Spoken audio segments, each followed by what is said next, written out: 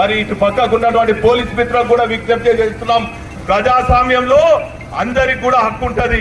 దయచేసి మా గులాబీ జెండా కార్యకర్తలకు తెరువుకు వచ్చినా కూడా, వారి జోలికి వచ్చినా కూడా ఖచ్చితంగా మేము న్యాయ పోరాటం చేస్తాం.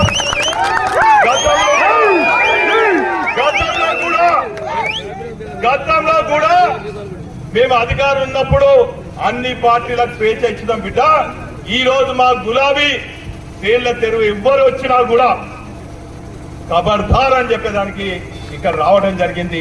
నేను నా గులాబీ శ్రేణులకు, నా అన్నలకు, నా తమ్ముళ్లకు, మా అక్కలకు, మా అక్క చెల్లెలకు, మా రైతాంగానికి, మా విద్యార్థులకు, మా మహిళలకు అందరూ కూడా విజ్ఞప్తి చేస్తున్నా, మీరు ధైర్యంగా ప్రజాక్షేత్రంలో ఉండండి, ప్రజల పక్షాన పోరాడండి. మీకు ఎవరు ఆటంకం కలిగించినా, కాంగ్రెస్ గుండాలు వచ్చినా, పోలీసు అక్రమ కేసులు పెట్టినా కూడా ఖచ్చితంగా న్యాయ పోరాటం చేస్తాం.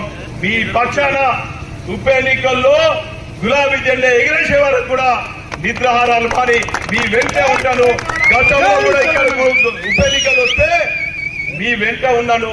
ధర్మసాగర్ మండలంలో ఇల్లు తిరిగినాను, ఇంటి కాడ మరి అన్నం తిని అక్కడనే ఉన్నటువంటి విషయాన్ని కూడా ఈ సందర్భంగా తెలియజేసుకుంటూ, ఖబర్దార్ శ్రీహరి ఈ సందర్భంగా తెలంగాణ ప్రజలకు నువ్వు ద్రోహం చేసినావు, గన్పూర్ రైతాంగానికి ద్రోహం చేసినావు, గన్పూర్ ప్రజలకు చేసిండ్రు.